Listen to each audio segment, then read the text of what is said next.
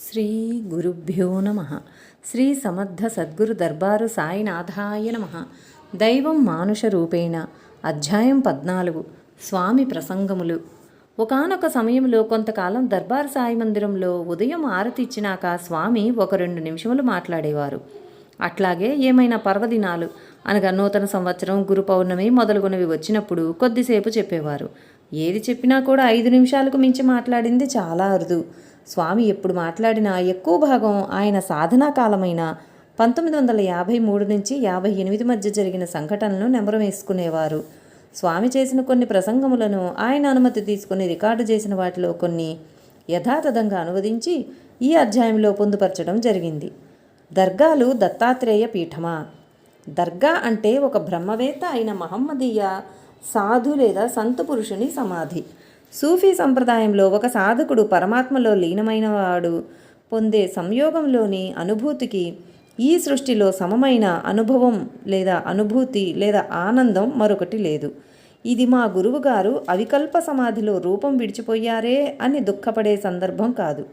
అటువంటి స్థితిని పొందిన నాడు ఆ సాధకునికి లేదా గురువుగారికి పండుగ, మానవాళికి పండుగ. మానవ జీవితంలో సర్వోత్కృష్టమైన ఆ క్షణం ఉత్సవం చేసుకునే సందర్భం. నిర్వికల్ప సమాధిలో ప్రాణోత్క్రమణ చెందిన మహానుభావుని శరీరాన్ని సమాధి చేసి దానికి పూజలు చేస్తారు. ఆ రకంగా అవికల్ప సమాధిలో ఉన్న మహానుభావుని ద్వారా సామాన్య ప్రజానీకం సృష్టికర్తకు తమ ప్రార్థన తెలియచేయటం సత్సంప్రదాయం. ఇటువంటి పద్ధతిని మనము హిందూ సనాతన సంప్రదాయంలో, క్రైస్తవ సంప్రదాయంలో కూడా చూడవచ్చు. శృంగేరి పీఠంలో కూడా పరంపరలోని గురువుల సమాధులను శ్రద్ధతో పూజిస్తారు. శైవ సంప్రదాయంలో ఆ సమాధి మందిరాన్ని అధిష్టానం అంటారు. సమాధి మీద శివలింగాన్ని ప్రతిష్ఠిస్తారు. వైష్ణవ సంప్రదాయంలో బృందావనం అంటారు. సమాధి మీద తులసి మొక్కను ప్రతిష్ఠ చేస్తారు. ఉదాహరణకి శ్రీ రాఘవేంద్ర స్వామి సమాధిని బృందావనం అంటారు. ఇదే విషయాన్ని మనము రోమ్లోని సిస్టీన్ ఛాపెల్లో కూడా క్రైస్తవ పోపుల సమాధుల్ని శ్రద్ధగా పరిరక్షించడం గమనించవచ్చు. ఇది అన్ని మతముల వారు, అన్ని సంప్రదాయాల వారు అత్యంత శ్రద్ధాభక్తులతో ఆచరించడం మనం చూడవచ్చు. మానవ జీవన లక్ష్యమైన ఆత్మానుభవాన్ని పొందిన జీవుడు పూర్ణత్వాన్ని చెందుతాడు. అటువంటి మహానుభావుడు సృష్టికర్తతో సమమవుతాడు. దానికి ఈ శాస్త్రవచనమే ప్రమాణం. బ్రహ్మవిద్ బ్రహ్మైవ భవతి. ఇందువల్ల మనము ఏ మతస్థులమైనా, ఏ సంప్రదాయానికి చెందిన వారమైనా ఒక బ్రహ్మవేత్త సమాధి మందిరాన్ని దర్శించి ఆయన పట్ల మన శ్రద్ధని, గౌరవాన్ని కనబరచటంలో సంకోచపడనక్కర్లేదు. స్వామి ఎన్నో మార్లు ఇది సద్గురుపీఠం నాయనా అని చెప్పేవారు. సనాతన సంప్రదాయంలో సాధారణంగా సద్గురు అనే పదం దత్తాత్రేయునికి సంకేతం, ఆయన పరంపరకు సూచన. ఇందులో ఒక ప్రశ్న వస్తుంది. సమాధిలో ఉన్నవారేమో మహమ్మదీయులు, దీనిని సద్గురుపీఠం అని అర్థం చేసుకోవడంలో ఎట్లా సమన్వయం చేసుకోవాలి? 2012 నుండి ఆశ్రమంలో సిద్ధమంగళ స్తోత్ర పారాయణ చేసిన తర్వాత స్వామి 2 నిమిషాలు చెప్పింది మనం జాగ్రత్తగా గమనిస్తే పై ప్రశ్నకు సమాధానం దొరుకుతుంది. రూప నామ క్రియలు లేని ఆ పరిపూర్ణ పరబ్రహ్మ స్వరూపుడు, పరమాత్ముడు, దేవదేవుడు, కృపాళుడు, భక్తవత్సలుడు, సర్వజీవులను పోషించి రక్షించి కాపాడి అఖిలాండ బ్రహ్మాండ నాయకుడు, ఆదిమధ్యములు లేనివాడు, సర్వాంతర్యామి, సర్వసాక్షి, పరంధాముడు, పరాకాశుడు, పరబ్రహ్మ స్వరూపుడు, పిఠాపురంలో 3 రూపాలతో వెలిసినాడు. శ్రీపాద శ్రీవల్లభుడు, నృసింహ సరస్వతి, అక్కల్కోట మహారాజ్, ఆ 3 దత్తాత్రేయుని నిజస్వరూపములు. ఆయన ఉత్తర దేశం నుంచి బయలుదేరి దక్షిణానికి వచ్చి సర్వం ఖల్విదం బ్రహ్మ, ఒకే కులం, ఒకే జాతి, ఒకే మతం అని సర్వులకు హితోపదేశం చేయుటకై వచ్చి 84 లక్షల జీవరాశుల్ని తన కడుపులో పెట్టుకుని ప్రశాంతంగా తపస్సంపన్నుడై కూర్చున్న ఆ కాలంలో సత్యస్వరూపుడు, సద్గురుడు హజరత్ దర్బార్ అలీ షా వలీ రహమతుల్లా అలై బాబా ఉత్తర దేశం నుంచి వచ్చి ఆయనని ఆశ్రయించి జ్ఞానభిక్ష తీసుకుని ఆయన ఉత్తర్వుతో బ్రాహ్మణ అగ్రహారమైన ఈ స్థలంలో సర్వజీవుల్ని సమదృష్టితో చూస్తూ పరిపాలిస్తూ, ఆ కాలంలో ఎవరైనా ఆయన దగ్గర శిష్యరికం చేసిన వారు కూడా తనలోని సత్యం ప్రతి జీవిలో ఉందని గుర్తెరుగునట్టు చేసిన సత్యస్వరూపుడు, పరంధాముడు, పరాకాశుడు, పరబ్రహ్మస్వరూపుడు, పరమేశ్వరుడు సద్గురు హజరత్ దర్బార్ అలీ షా వలీ రహమతుల్లా అలై బాబా వారిని మా హృదయంలో ధ్యానించి సర్వజీవులను సమదృష్టితో కాపాడవలసిందని పాదములని బట్టి బ్రతిమాలుకుని వేడుకుంటున్నాను.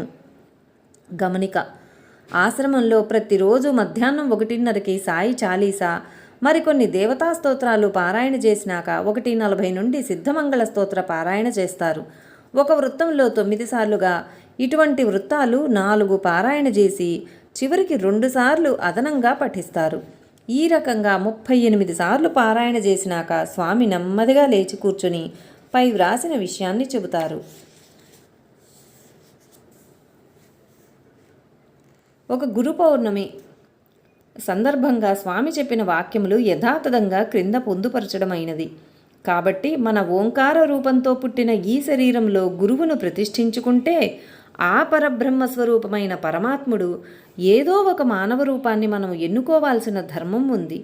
మన చూపు నిలబడేదానికి, మన బుద్ధి కుదుట వచ్చేదానికి, ఏకాగ్రత వచ్చేదానికి, తప్పు ఒప్పు అని తెలుసుకునేదానికి ఏదైనా మనకు నచ్చిన ఒక నామస్మరణ, రామ అను, కృష్ణ అను, గోవింద అను, నారాయణ అను, సాయి అను, సద్గురుదేవా అను, ఏదైనా నీవిష్టమైన రూపం పేరు పెట్టుకుని చేస్తే పరిగెత్తే మనసు ఒక కుదుటకు వస్తుంది.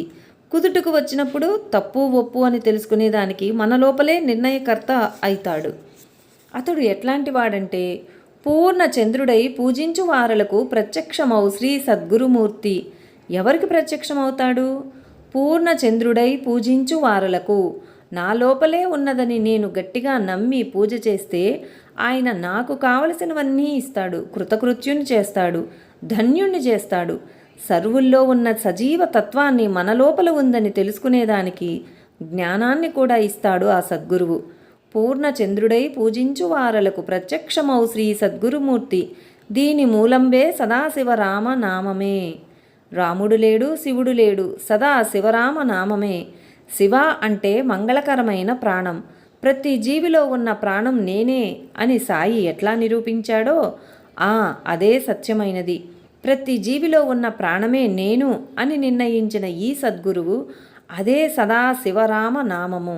శివ అంటే మంగళకరమైన ప్రాణము. ఆ ప్రాణంలో ప్రవహిస్తున్న ధ్వనిలో వచ్చే నాదం వచ్చి రామశబ్దము. చూశారా, ఎక్కడ ఉన్నాడు రాముడు? తన లోపల ఆడుతున్న ఏ ప్రాణవాయువులో సమ్మేళనంగా కలిసి తల్లి గర్భంలో ఉన్నప్పుడు ఏ భగవంతుడైతే ఈ ప్రాణవాయువును పంపిస్తూ దానికి తోడు చేశాడో అదే ప్రాణవాయువును ఏమంటారంటే శివోహం. శివ, సదాశివ.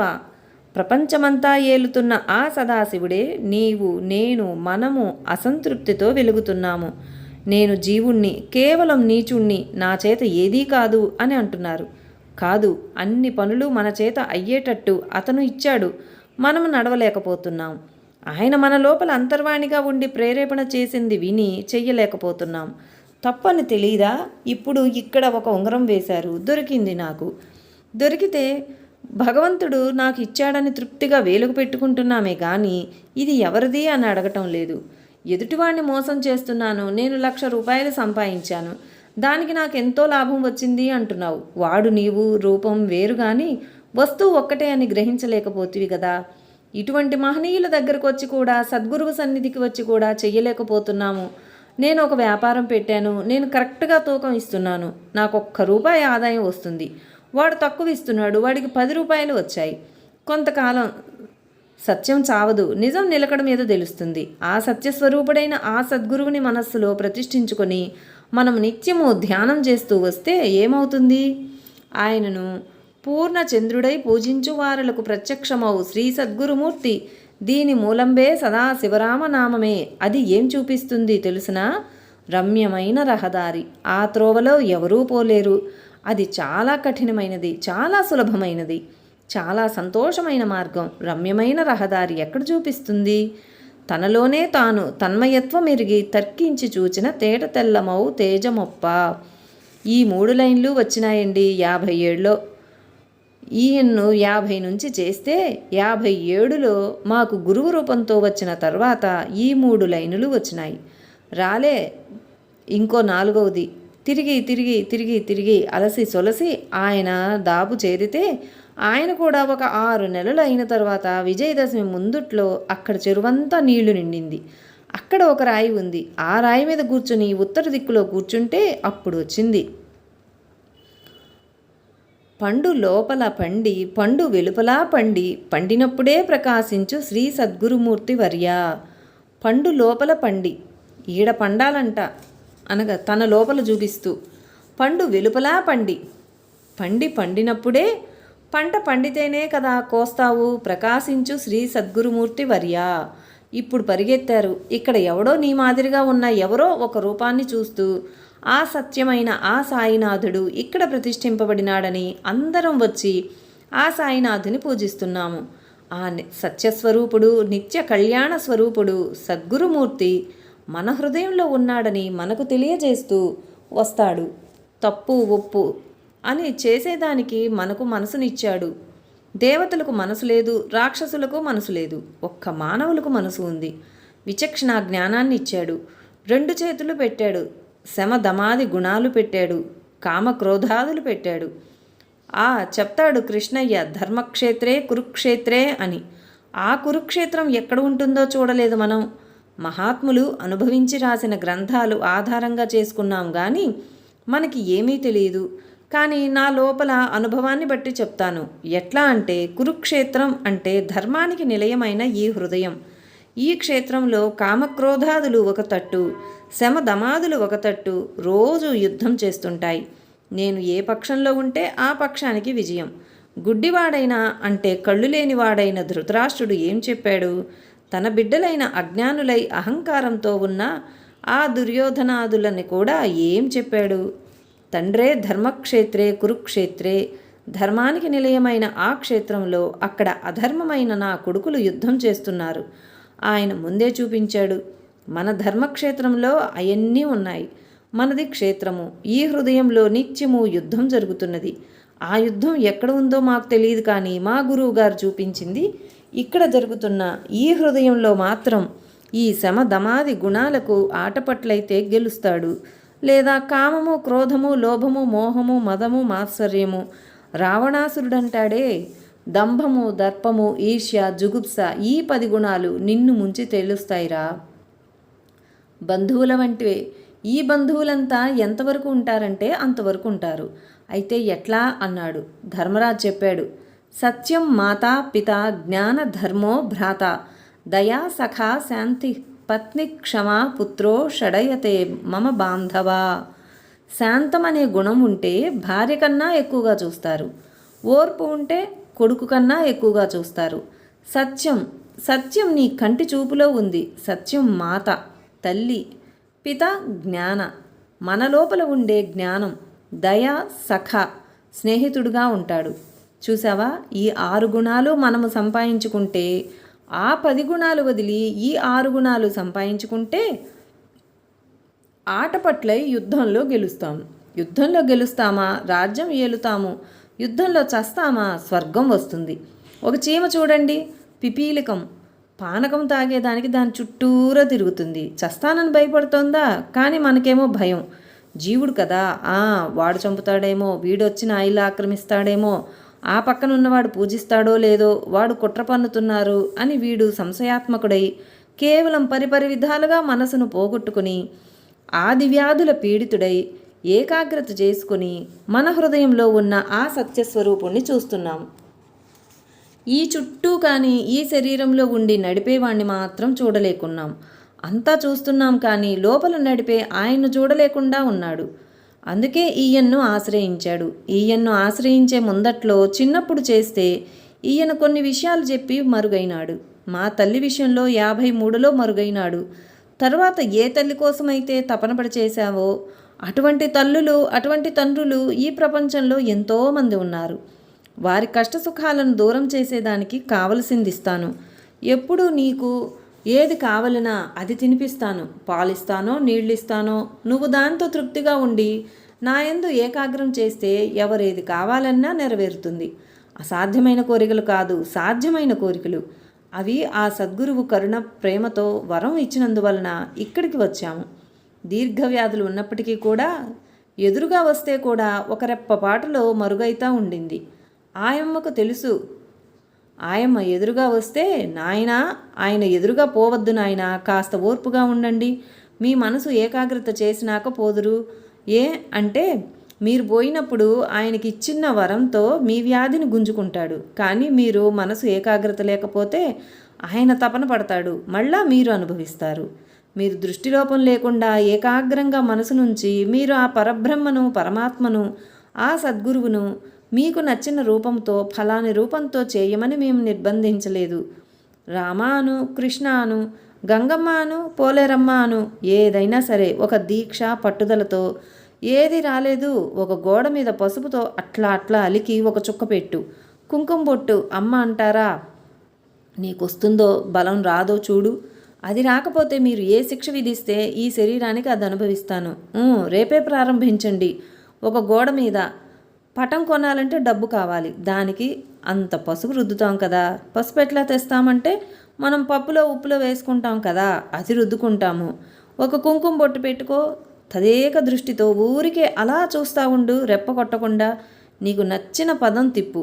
కాలక్రమేణా ఏమవుతుందంటే నీకు ఏకాగ్రత వచ్చినప్పుడు అక్కడ శూన్యమవుతుంది. అక్కడ పసుపు లేదు, కుంకుమ బొట్టు లేదు. అది ఎప్పుడు అయిపోయిందో త్రికరణ శుద్ధిగా మనస్సు, వాక్కు, కర్మ ఒకటైతే నాకు జయమైందని ఎవరి మీదంటే వారి మీద విర్రవిగకుండా ప్రశాంతతతో తోటివాడిని నువ్వు గౌరవిస్తూ వస్తే జన్మ సాఫల్యం అవుతుంది. వచ్చినందుకు కీర్తి వస్తుంది. చూడండి, ఆయన ఎప్పుడో శరీరం లోపల మరుగు చేసి నేటికి వెలుగుతున్నాడు. ఈయన చూడండి, ఎప్పుడో సమాధిలో ఉండి మనందరినీ రక్షించి కాపాడుతున్నాడు. ఎక్కడ షిరిడిలో ఉండి మన అందరి హృదయాల్లో ఉండి అవుతుందా? ఒక ఇండియానే కాదు, ఖండాంతరాలలో కూడా ఈయన పేరు మారుమోగుతుంది. సాయి సాయి అంటే, ఈసా ఈసా అంటే, రూహుల్లా రూహు అంటే జీవికి అధిపతి. లా ఇలాహ ఇల్లెల్లా ఇసా రుహుల్లా. 95వ పైగంబరు ఈయన. 95వ పైగంబరు ఈయన అయితే తెలీదు. లా ఇలాహ ప్రపంచం పుడుతుంది, సస్తోంది, అది నేను కాదు. లా ఇలాహ ఇల్లెల్లా ఇసా రుహుల్లా. ఇసా అంటే సాయి, ఇసా అంటే సాయి, రామ అంటే మరా అంటారే సాయి జీవి, ఈ జీవికి అధిపతి, ఆ జీవికి అధిపతి అని వారు చెప్పినారే. మనకెట్లా అయ్యా అవుతుందంటే ఈయన సమాధిలో పోతూ చెప్పాడు, ఎవరైతే నా పేరు పిలిచి చేస్తారో ఆ పరబ్రహ్మ స్వరూపమైన పరమాత్మని ధ్యానించి నేను ముద్ద బంగారుగా ఆయన వద్ద పెట్టాను. ఎవరైతే చేస్తారో నా దాంట్లోంచి, నా అకౌంట్లో నుంచి వారికి అన్నీ ప్రసాదించవలసిందని ఆ జగద్రక్షకుని, ఆపద్బాంధవుని, అనాథరక్షకుని తన హృదయంలో నిలుపుకుని కూర్చున్నాడు. సిద్ధపురుషుడు, యోగపురుషుడు, జ్ఞానపురుషుడు. అటువంటి వారు మనమందరం భక్తితో కొలిస్తే 99లో పరుగున పరిగెత్తి ఒక రెప్పపాటులో వచ్చి కూర్చున్నాడు. అక్కడ ప్రతిష్ఠింపబడ్డాడు. అక్కడ ప్రతిష్ఠింపబడినాడంటే మన హృదయంలో ప్రతిష్ఠింపబడినాడని. మనం జాగ్రత్తగా ఆయన యొక్క సచ్చరిత్రను, ఆయన ఏ విధంగా నడిచి మనను నడవమని ప్రబోధించాడో వాటిని మనము క్రమంగా చేస్తూ వస్తే మనం కూడా ఆయన సేవకు అర్హులమవుతాం. ఇతర ప్రాణిని నొప్పించకుండా శమధమాది గుణాలకు మన మనసు ఆటపట్టై ఏకాగ్రతయు తరించేదానికి, మన జన్మ సాఫల్యమయ్యేదానికి ఆ సద్గురువు సన్నిధికి వచ్చాము. గురు పౌర్ణమిలో మనమందరము ఐక్యంగా ఎట్లా ఆ సర్వేశ్వరుని ప్రార్థన చేస్తున్నామో, పౌర్ణమి అంటే తేజోస్వరూపమైన కాంతి మన లోపలే ఉంది. కాలి బొటనవేలు నుంచి కపాలం వరకు ఆడుతున్న ఈ సత్యం ఏదైతే ఉందో, అన్ని అవయవాలు ఉన్న బలాన్ని కేంద్రీకరించి కపాలానికి ఎట్లా చేర్చాలనే దానిని తెలుసుకునేదానికి సద్గురువును ఆశ్రయిస్తూ వారేం చెప్తారంటే, ఏకాగ్రతగా నీలో ప్రవహిస్తున్నది, దానిలో నన్ను జత చెయ్యి.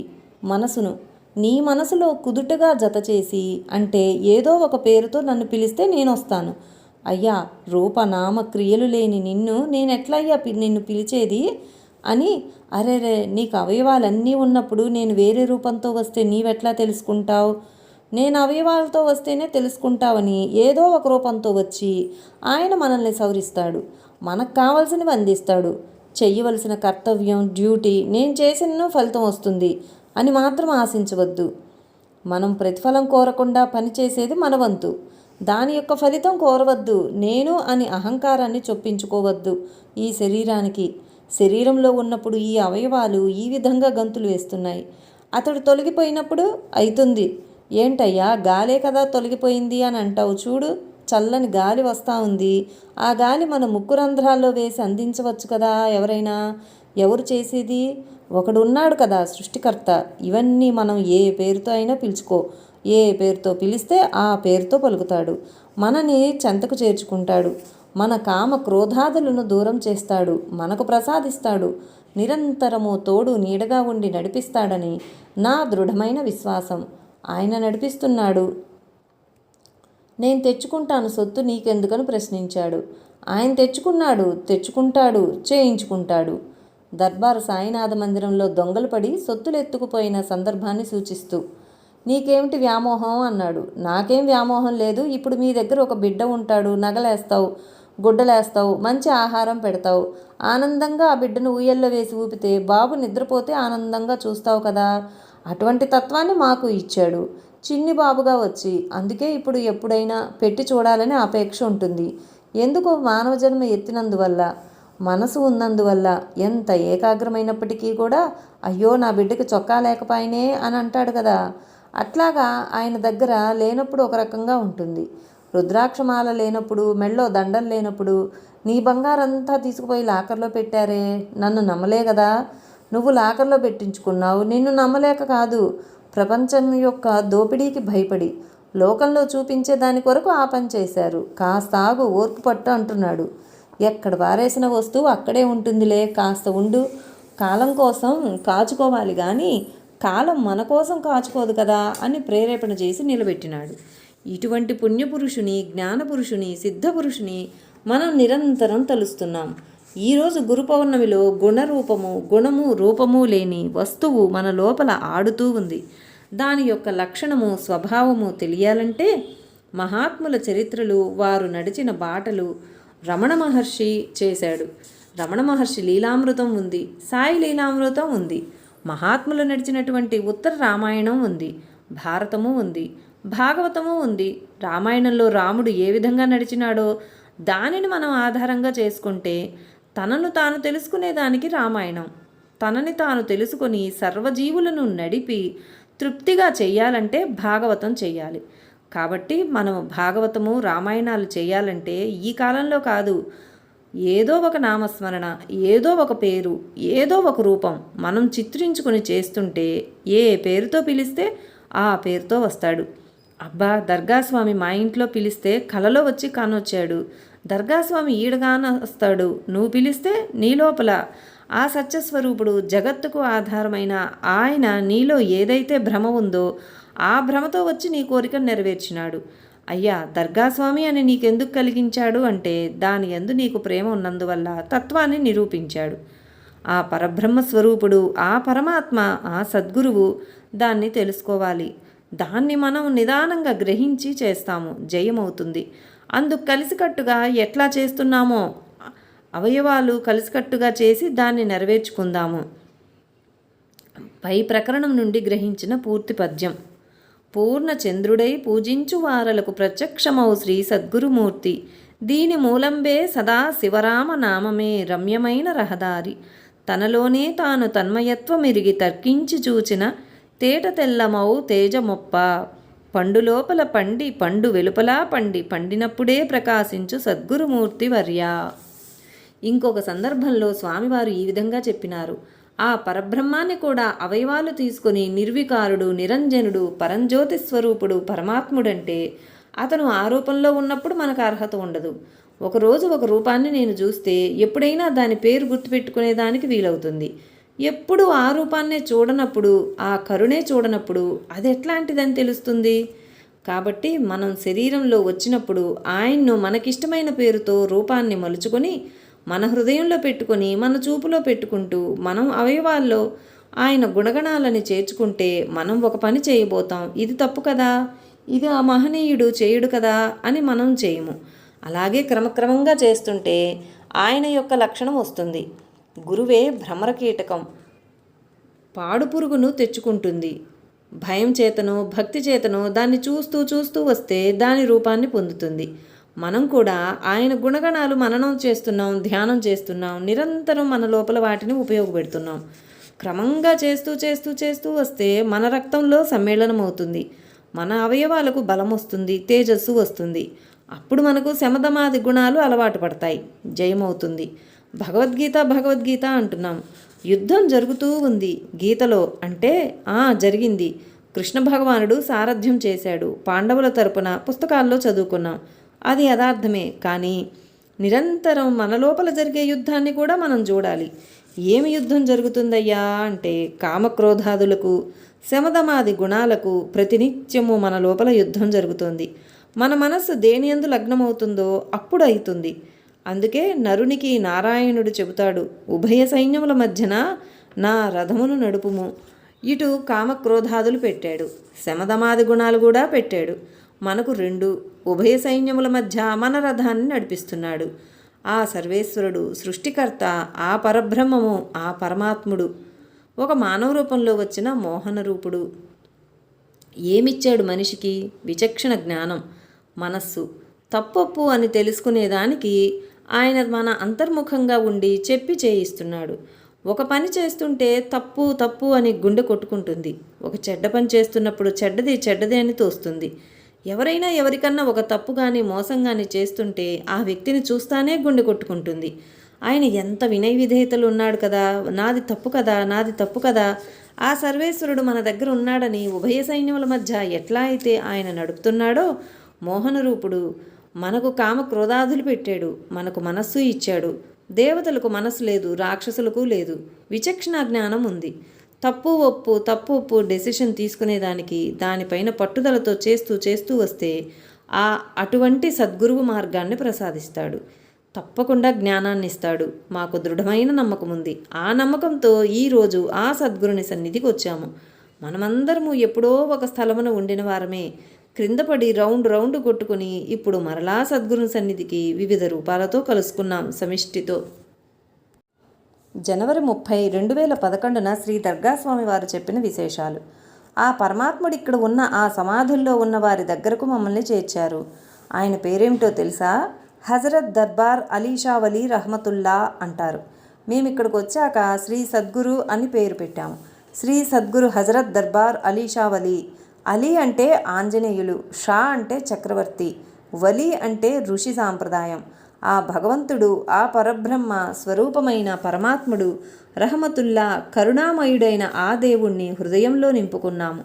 ఆ పుణ్యపురుషుడు మా సద్గురువు సమస్తము చేయించాడు, అన్నీ చేశాడు. ఇక్కడున్న వాళ్లకు స్కూల్ పెట్టించాడు, ఇక్కడ ఉన్న సమస్త బిల్డింగ్లన్నీ కట్టించాడు. ఆ భక్త సులభుడు, ఆ సత్యస్వరూపుడు నిండు సమాధిలో ఉన్నాడు. ఆయనే దర్బార్ అలీ షా వలీ. అలీ అనే ఆయన మన సాయినాథుని చరిత్రలో దత్తాత్రేయుని అంశలో వచ్చినవాడు సద్గురువే అయ్యను. ఆయన సన్నిధిలో ఒక వ్యక్తిగా ఉన్నవాడే ఆయన గురువు దగ్గర 2 పుల్లలు తెచ్చి ఇక్కడ నాటి వాటిని నిలబెట్టుకుంటూ వచ్చారు.